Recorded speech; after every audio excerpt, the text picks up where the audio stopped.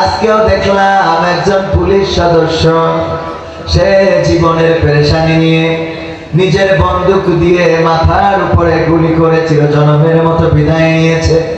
স্ত্রীও পুলিশে চাকরি করে, তিনিও পুলিশে চাকরি করেন। কি এমন ব্যথা আছে জানি না, কি এমন সমস্যায় জর্জরিত জানি না, এখনো জানতে পারি না।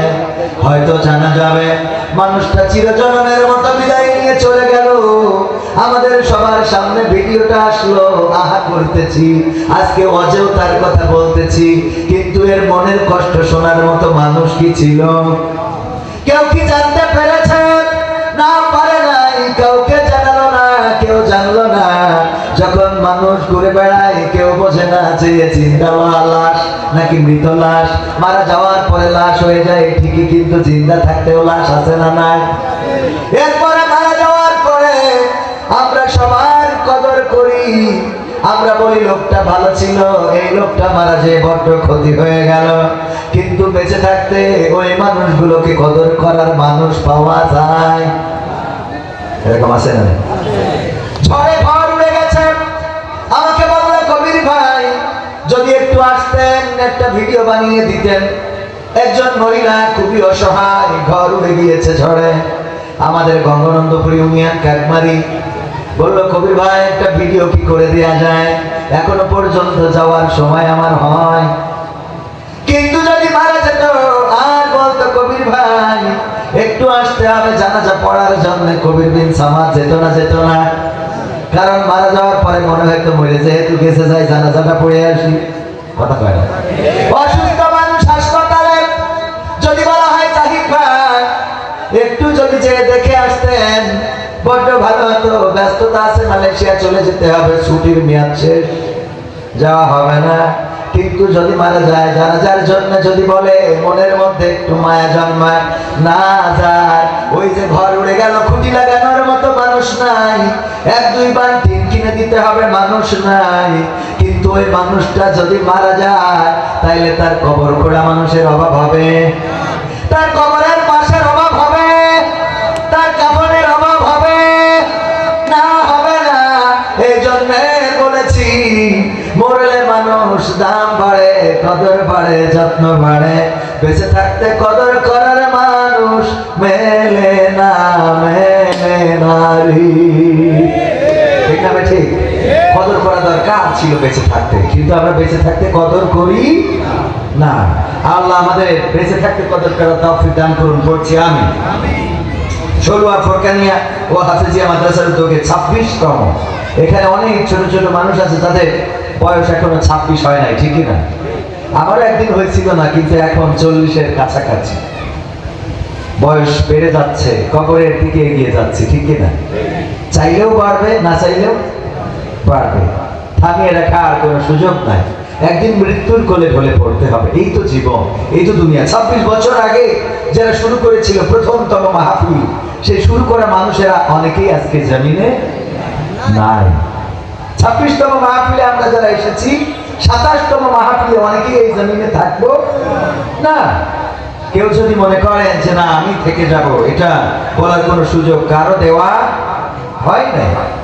যে মানুষ কোরআন অস্বীকার করে এরকম মানুষ আছে না? নাস্তিক, যারা আল্লাহকে বিশ্বাস করে না, ফেরেশতা বিশ্বাস করে না, পরকাল বিশ্বাস করে না, মুনকার নাকির বিশ্বাস করে না, কোরআন আল্লাহর কিতাব বিশ্বাস করে না, 6666 মতান্তরে 6236 যে আয়াত রয়েছে এই আয়াতগুলো বিশ্বাস করে না। কিন্তু ছোট্ট একটু অংশ অস্বীকার করার সুযোগ নেই, সেটা হলো কুল্লু নাফসিন যায়িকাতুল মাউত, প্রত্যেক প্রাণীকেই মৃত্যুর স্বাদ গ্রহণ করতে হবে। এটা অস্বীকার করার মতো কোন নাস্তিক, কোন বাবার বেটাই জমিনে জন্ম হয় এখনো হয় না। মারা যেতেই হবে, যেহেতু মারা যেতে হবে সেহেতু কবরের জন্য প্রস্তুত হওয়ার দরকার আছে না নাই? যাদের বিশ্বাস নাই তাদের কথা ভিন্ন, তারা চিন্তা করে ওখানে যে কিছু নাই, সেটা তাদের ব্যাপার। কিন্তু আমাদের যাদের বিশ্বাস আছে তারা কি মৃত্যুর জন্য প্রস্তুত আছি? বলেন আছি? প্রস্তুত যদি থাকতাম এখানে লোক বেশি নাকি মেলাতে লোক বেশি? বলেন, মেলাতে লোক বেশি না এখানে লোক বেশি? পহেলা বৈশাখে এত আয়োজন তো করা হয় নাই, কিন্তু এসো হে বৈশাখ, উল্লুক ভাল্লুক হুতুম পেঁচা পেঁচা এগুলো নিয়ে র্যালি হয়েছে না হয়নি? র্যালি তো র্যালি। কলারওয়ার মডেল মসজিদে যে সেখানে পহেলা বৈশাখ পালন করে, বলে নাউজুবিল্লাহ। পাবনার মসজিদের ছাদের উপরে উঠে কনসার্ট দেখে, বলে নাউজুবিল্লাহ। মসজিদে যায় না, নামাজ পড়ে না, অথচ মসজিদে ছাদে উঠে যে যুবকেরা কনসার্ট দেখলো, আল্লাহর কাছে কি জবাব দিবা? যে মসজিদে সিজদা করার সৌভাগ্য হয় না, সেই মসজিদের ছাদে উঠে তুমি কনসার্ট দেখেছো, তোমার তাকদীরকে জ্বালিয়েছো। দুনিয়া এবং আখিরাত দুইটা জায়গায় লাঞ্ছিত এবং বঞ্চিত হওয়ার জন্য প্রস্তুত হয়ে যাও। মনে করো যে ক্ষমতা দিয়েছে আল্লাহ, এটা বিশ্বাস করো না। মনে করো যে তোমার এখন যৌবনের গরম আছে, যা ইচ্ছা তাই করে বেড়াবা, আর 15 চালাবা, মিসাইল পড়বে ইসরায়েলে, আর বিমান হামলা চলবে ইরানে, কিন্তু কায়েমকুলা সলুয়ার তেল পাম্পে তেল থাকবে না। তুমি মনে করে না যে তোমার সব জোর আছে? না, লাইনে দাঁড়িয়ে থেকে তেল দিতে হয়, যত বড় লিটার হোক বা পেটা হোক। ঠিক না বেটি? আমি একবার একটুখানি লাইন সাইজ করে নিয়েছিলাম, পাশের থেকে হুজুরদের জন্য সব যাই। তো পরে বললাম যে আমি আর ওই লাইন মাইন করে নেবো না, খালি সাউন্ড দেয় মানুষের, কয় হুজুরদের জন্য সব যাই। বললাম বাবা আমাকে একটু নামাজ কালাম পড়ে দিয়ে ওরা করে। তারপরে আলহামদুলিল্লাহ, যেহেতু এখন লাইন করে দিয়েছে, প্রাতিষ্ঠানিক সার্টিফিকেট কার্ড যদি থাকে তাহলে তাদের অগ্রাধিকার, সে অগ্রাধিকারে হয়তো পাচ্ছি, জানি না যে অগ্রাধিকারটুকু কতদিন থাকবে। আছে যতক্ষণ দেবে ততক্ষণ, থাকবে না যতক্ষণ, তখন আর পাওয়া যাবে না। ভাইরা আমার, এই জন্যে আমরা মৃত্যুর জন্য প্রস্তুত হতে হবে। আমাদের অনেকেই বলে খালি শুধু মরার কথা করে, বাবারে এইটাই তো চিরন্তন সত্য। ঠিক না বেঠি? কেউ যদি তার ভবিষ্যৎ গড়তে চায়, অনেকেই বলে মালয়েশিয়ায় চলে যাও। আমাদের জাহিদ ভাইকে দেখো কত টাকা ইনকাম করে, কত সুন্দর বাড়ি করেছে ষোলোয়া বাজারের উপরে, 3 তলা প্রাসাদ, ঘরের মধ্যে টাইলস করা, টয়লেটের মধ্যেও টাইলস করা, মুড়া দিলে পানি হয়, সুইচ দিলে ফ্যান ঘরে, কাপড় কাচার জন্য ওয়াশিং মেশিন, এয়ার কন্ডিশন সব লাগানো। যদি ভালো ভবিষ্যৎ করতে চাও প্রবাসে যাও। কিন্তু ভাইরা আমার, এই মানুষটা আল্লাহ না করুন যদি মালয়েশিয়াতে মালাকুল মাউত চলে আসে আর জানটা নিয়ে যদি উড়াল দেয়, এত সুন্দর বাড়ি, টাইলস করা বাড়ি, এত সুন্দর বেড, তোশক, সোফা সেট, বলেন দেখি মালয়েশিয়া থেকে যদি কফিন বন্দি হয়ে লাশটা আসে, ওই লাশটাকে আর 3 তলার ছাদে উঠানো হবে নাকি? দোতলায় কি কেউ উঠাবে? কেউ আর ওই দোতলায় উঠাবে না? উঠাবে না। বরং আসার আগে কবর প্রস্তুত হয়ে যাবে, বাজারের বাড়িগুলো কাটা। সুবহানাল্লাহ আলহামদুলিল্লাহ লা ইলাহা ইল্লাল্লাহ, সুবহানাল্লাহ লা ইলাহা। ঝড় উঠেছে নাকি? যদি উঠেই থাকে, ঝড়ে আপনাদের এখনো এখানে ছামিয়া নাই, বাতাস লাগে নাই, এখনো আমরা ঝাঁকুনি টের পাই নাই, তারপরেও এত উঠাউঠি ভাইরা আমার। আরে কিয়ামতের দিন দৌড়াবো, কিন্তু কোনো জায়গা খুঁজে পাওয়া যাবে। গতকাল ছিলাম কয়রা খুলনা, সেখানে যে দেখলাম কয়রাতে, এটা আমার মনে হয়েছে কত ঝড় আসে, কত টর্নেডো আসে, কত সুনামি আসে, আমফান আসে, আইলা আসে, তাদের রাস্তাঘাট গুলো ভেঙে যায়, ঘর বাড়ি ভেঙে যায়, তাদের কবর গুলো পানিতে ভেসে যায়। কিন্তু যেটা দেখলাম ওই কয়রাবাসী মানুষের ইমানের এত জোর, তাদের ঘর ভেঙেছে, গাছ ভেঙেছে, বাড়ি ভেঙেছে, রাস্তা ভেঙেছে, কিন্তু ইমানে আঘাত করতে পারে। এমন ইমানের দরকার আছে না নাই? ঝড় উঠলো চৌগাছায়, গতকালকে একজন মারা গিয়েছে বজ্রপাতে, জানেন কিনা আপনারা? চৌগাছার কোন একটা গ্রামে আমি পত্রিকায় পড়েছি, বজ্রপাতে যে মানুষটা মারা গেল, এই মানুষ তো মাহফিলে ছিল না, ছিল নাকি? যখন মৃত্যুর সময় হয়ে যাবে, তখন আপনি মাহফিলে থাকেন, মসজিদে থাকেন, কাবায় থাকেন, আর মদিনায় থাকেন, সেখানে মালাকুল মাউত চলে যাবে। সুতরাং ভয়ের কিছু নাই। যদি মৃত্যু না থাকে, তাইলে আপনি আজরাইল নাকের কান দিয়ে চলে যাবে, রূহ কবজ করবে। আজরাইল আপনার বাড়িতে আসবে, ঘুরে যাবে, দেখে যাবে, রূহ কবজ করবে না। আর মৃত্যুর সময় যখন এসে যাবে তখন আজরাইল যদি ব্যস্ত থাকে, যদি সংসদে মাননীয় স্পিকারের সাথেও থাকে, তাও আপনার জান কবজ হয়ে যাবে। ঠিক না বেঠে? এটাই মৃত্যু। সময় যখন হয়ে যাবে আমাদের নিয়ে চলে যাবে, জানটা উড়াল দেবে, মাটির সাথে পড়ে থাকবো। আমার ভাইরা, ঝড় বৃষ্টি বর্ষা বাদল এগুলো মাঝে মাঝে আল্লাহ বলেন ওয়ালা নাবলুওয়ান্নাকুম বিশাইইন মিনাল খাউফি ওয়াল জুই ওয়া নাকসিম মিনাল আমওয়ালি ওয়াল আনফুসি ওয়াস সামারাত ওয়া বাশশিরিস সাবিরিন।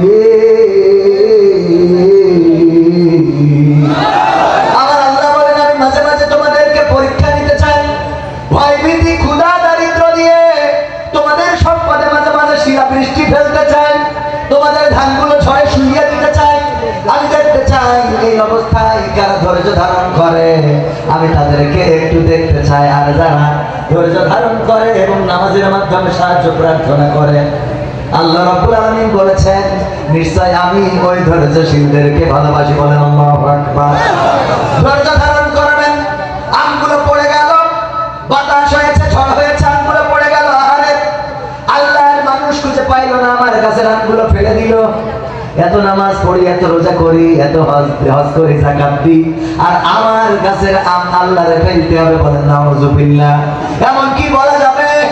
আল্লাহ রাব্বুল আলামিন যদি আপনার গাছের আম ফেলে দেন, তার মধ্যে কোনো না কোনো কল্যাণ রেখে দিবেন। দেখে যাবে লিচুর গাছে এমন লিচু দিয়েছেন যে আমের কাজা কাফারা হয়ে গেছে। কথা কয় না? যদি ধানগুলো পড়ে যায়, যদি মনে করেন আরে আমার এই ধানগুলো এত কষ্টের ফসল ধ্বংস হয়ে গেল, আল্লাহ রাব্বুল আলামিন যদি চান আপনার পরবর্তী ফসলে এই ফসলের তা কাজা কাফারা সহ দিতে পারে না? পারে না? আমার বাবাকে চিনতেন আপনারা অনেকেই অঞ্চলের মানুষ। আমি কবির দিন ছাবান এই জায়গায় আমার আব্বা ওয়াজ করেছেন, সেই মাঠে এসেছি যেই মাঠে আমার বাবা ওয়াজ করেছেন। 2002 সালে তিনি মাহফিল করে ফেরার পথে আর ফেরেন নাই, চিরজনমের মতো বিদায় নিয়ে চলে গেলেন। সংসারে অভাব, টাকা নাই, পয়সা নাই, তরকারি জোটে না। আমার মা মানুষের কাছে হাত বাড়ান। এই জিগরগাছা চৌগাছায় এমপি ছিলেন মুহাদ্দিস আবু সাঈদ সাহেব, মনে আছে আপনাদের? রাহিমাহুল্লাহ। উনার কাছে পর্যন্ত গিয়েছেন আমার মায়ের চিকিৎসার জন্য টাকা নাই। আরে বাবা মারা যাওয়ার পরে মনে হলো এত কষ্ট, এত ব্যথা, এত যন্ত্রণা কেন করলে? ধৈর্য ধারণ করলাম। হোটেলে আমার ছুটিপুর বাজারে এখনো হোটেলটা আছে। 30 টাকা বেতনে চাকরি করেছি। কয় টাকা বেতন? 30 টাকা বেতনে চাকরি করেছি। শুধু তাই নয়, একবার তরকারির জন্য কয়েকদিন আগে এই ঘটনাটা মনে পড়ে গেল। তরকারি নাই, বাজার নাই, অর্থ নাই। 40 টাকা জনের দাম। কয় টাকা? 40 টাকা। এক বেলা জন কাটলে 40 টাকা দেয়। আমাদের গ্রামে সরিষা কাটার জন্য জন নিচ্ছেন আমাদের সাবেক মেম্বারের ছেলে। আমি ওই জনদের সাথেও আমিও গেলাম, বললাম আমিও সরিষা কেটে দেবো, আমারে 40টা টাকা দিলেই হবে। আমি যাওয়ার পরে ওই ক্ষেতের মালিক যিনি, এখন তিনি মালয়েশিয়াতে আছেন, আমাকে আইলের পরে বসায় রেখে বললো সবাই সরিষা কাটুক। সবাই সরিষা কাটার পরে যখন বাড়ি যাবে সবাইরে 40 টাকা করে দেব, তোমারেও 40 টাকা দিয়ে দেব, কিন্তু তোমারে দিয়ে আমি সরিষা কাটাইতে পারবো না। এই তো ছিল জীবন, এই তো ছিল কষ্টের দিন। মালয়েশিয়াতে আছেন, আবাং saya dulu di Malaysia, dia tahu sana kerja banyak kot. Tiap-tiap hari mau kena buat kerja. Kalau ibu kerja malas, tak boleh duduk sana. Mau kena balik Bangladesh butuh ingat। ও আমার ভাইরা, ওখানে অনেক কষ্ট করা লাগে, পরিশ্রম করা লাগে, দিনরাত পরিশ্রম করতে হয়। যদি পরিশ্রম ভালো করে করতে না পারেন তাহলে ওখানে থাকা হবে। সেই পরিশ্রমের ফাঁকে ফাঁকে আবার kita orang ada buat drama, ada agama Islam, cerita sana. Tuhan tolong saya, sana pun saya ustaz, di sini pun jadi ustaz. Betul kan apa? আমি ওখানে লেখাপড়া করার কাজ করার পাশাপাশি লেখাপড়াও করেছি। ওখানেও মাহফিল করতাম, যেতাম মানুষের কাছে দিনের দাওয়াত নিয়ে। আমার প্রবাসীরা ভুল পথে চলেন, অনেকেই নারী ব্যবহার করেন, ইন্দোনেশিয়ান মেয়ে পাইলে আর মাথায় কাজ করে না। Kalau ada dulu Malaysia dia orang boleh paham butoy kata butoy. Asal di Malaysia ছিলেন? Satu sekarang banyak orang ada. Saya tahu sosoknya banyak orang dulu di Malaysia. Soga-soga orang pun ada, alhamdulillah. তো যাই হোক ভাইরা, আমার এত মালাই ভাষা বলার দরকার নাই। দিনের দাওয়াত দিতাম, মানুষের কাছে যেতাম, প্রবাসীদেরকে বোঝাতাম, ওগো ভাইয়েরা প্রবাসে এসেছেন, ভুল পথে চলেন না, লটারি কেটেন না, নাম্বার কেটেন না, নামাজ পড়েন, রোজা করেন, দিনী আন্দোলন করেন। এইগুলো ওখানেও বুঝিয়েছি, কাজ করেছি, পরিশ্রম করেছি, ইবাদত করেছি। আল্লাহ রাব্বুল আলামিন ধৈর্যের ফসল দিয়েছে। এখন বাংলাদেশে আপনাদের মাঝে আল্লাহ কথা বলার তৌফিক দান করেছেন, বলেন সুবহানাল্লাহ। এই জন্য রব বলেছেন, লা তাকনাতু মির রাহমাতিল্লাহ, তোমরা আমার রহমত থেকে নিরাশ হয়ো না। আল্লাহর রহমত আপনার উপরে বর্ষিত হবেই হবে যদি আপনি বিশ্বাসী হন, যদি আল্লাহকে ডাকার মতো ডাকতে পারেন, যদি আল্লাহকে চাওয়ার মতো চাইতে পারেন, যদি আল্লাহর কাছে মাথাটা নত করতে পারেন, যদি আল্লাহ রাব্বুল আলামিনের প্রিয় মানুষ হওয়ার জন্য নিজেকে সঁপে দিতে পারেন। আপনার সকল যন্ত্রণা, পৃথিবীর যন্ত্রণাগুলো পৃথিবীর কোনো মানুষেরা বুঝবে না, কিন্তু বোঝার মতো আছেন একজন, তিনি কি? আমার জীবনে এমন অনেক অন্যায় আছে যে অন্যায়ের খবর যদি আমার মা জেনে যেত, আমার ভাত খাইতে দিত না, আমার বাড়িতে ভাত খাওয়াতো না। যদি আমার বাবা জেনে যেত, আমাকে বাড়ি থেকে বের করে দিত। সন্তান জানলে আমার আব্বা বলে ডাকতো না, স্ত্রী জানলে সংসারটা টিকতো না। আমার মা বোনেরা এমন অনেকেই আছে, তাদের জীবনে ঘটে যাওয়া ঘটনাগুলো যদি স্বামীরা জেনে যেত, এক খাটে ঘুমাতো না। এমন অপরাধ আছে না নাই? আপনি বুকে হাত দিয়ে চিন্তা করে দেখেন, এমন কত অপরাধ আমাদের হয়ে যায়, যে অপরাধ যদি স্ত্রী জেনে যেত, তাইলে আমাদের সাথে একই খাটে ঘুমাতো না। এই অপরাধগুলো পৃথিবীর মানুষ জানে না। জানেন কে?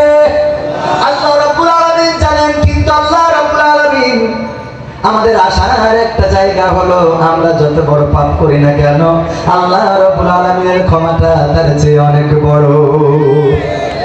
আমরা যত অপরাধ করি না কেন, যত অন্যায় করি না কেন, সব অন্যায়ের উপরে আল্লাহর ক্ষমা, আল্লাহর রহমতটা অনেক, কথা কয় না, অনেক বড়। আল্লাহর রহমত প্রত্যাশী যদি হও, আল্লাহর রহমত যদি চাইতে পারো, আমার যুবকেরা, তরুণেরা, কিশোরেরা, আল্লাহ রাব্বুল আলামিন ইউসুফ আলাইহিস সালামকে যেমন কূপ থেকে তুলে নিয়ে মিশরের খাদ্যমন্ত্রী বানিয়ে দিয়েছিল, বলেন ঠিক না বেঠিক? আল্লাহ রাব্বুল আলামিন যেই নবী মুহাম্মদ সাল্লাল্লাহু আলাইহি ওয়াসাল্লামকে কাফেররা হত্যা করার জন্য রাতে বাড়ি ঘিরে ধরলো, বাড়ি থেকে বের হয়ে আসতে হলো, হিজরত করতে হলো, মক্কা ছেড়ে মদিনায় চলে গেল, সেই নবীকে আবার মদিনার প্রেসিডেন্ট বানিয়ে মক্কা বিজয়ের জন্য পাঠিয়ে দিলেন, বলেন ঠিক না বেঠিক?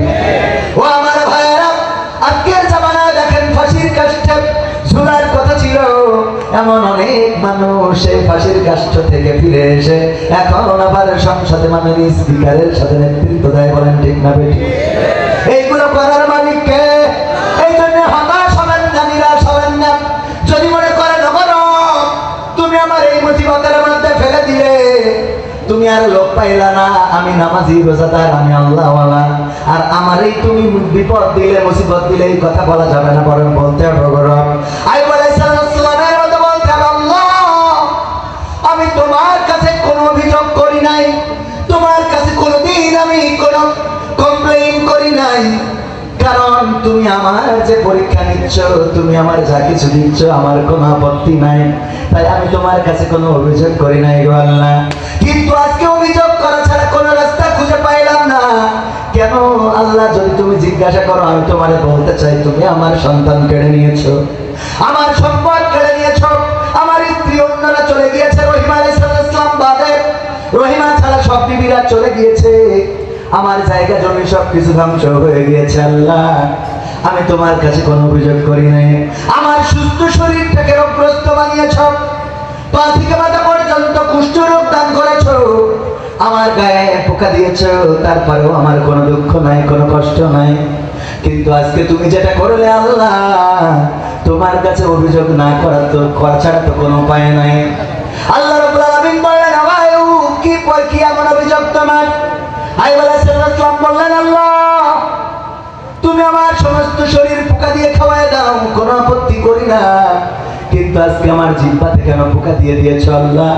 যে পোকা আমার জিহ্বাটা টুক টুক টুক টুক করে খেয়ে নেয়, এই পোকা যদি আমার জিহ্বাটাকে শেষ করে দেয়, তাই আমি তোমার কাছে জানতে চাই, কেমন করে আমি তোমার জিকির করব, কেমন করে আমি তোমার কাছে সাহায্য চাইবো, কেমন করে আমি তোমার প্রশংসা করবো আল্লাহ তোমার কাছে একটু জানতে চাই। আল্লাহ রাব্বুল আলামিন বললেন, ও বায়ু, আমার পরীক্ষা নেওয়া শেষ হয়ে গেল, তোমার সব কিছু আমি আল্লাহ রাব্বুল আলামিন ফিরিয়ে দিলাম। সবাই জোরে জোরে বলেন সুবহানাল্লাহ। এই জন্য বিপদ মুসিবত ধৈর্য হারা হওয়া যাবে না। আপনার অনেক টাকা, এর জন্য অহংকারীও হওয়া যাবে না। আবার কিছু নাই, তার জন্য আপনি হতাশ হওয়া যাবে না। কারণ আল্লাহ রাব্বুল আলামিন যদি চান তাইলে ইউনূসকে মামলার আসামি থেকে ধরে নিয়ে চেয়ারে বসিয়ে দিতে পারে। তারেক রহমানকে, যাকে এই বাংলাদেশ ছাড়া করা হয়েছিল, তাকে আবার মাননীয় প্রধানমন্ত্রী বানিয়ে দিতে পারে। আর 41 সাল পর্যন্ত যারা থাকতে চেয়েছিল তাদেরকে আবার দেশ ছাড়া করে দিতে পারে। নতুন যারা এসেছে তারা চিরকাল ক্ষমতায় থাকবেন, এটার নিশ্চয়তা আছে নাকি?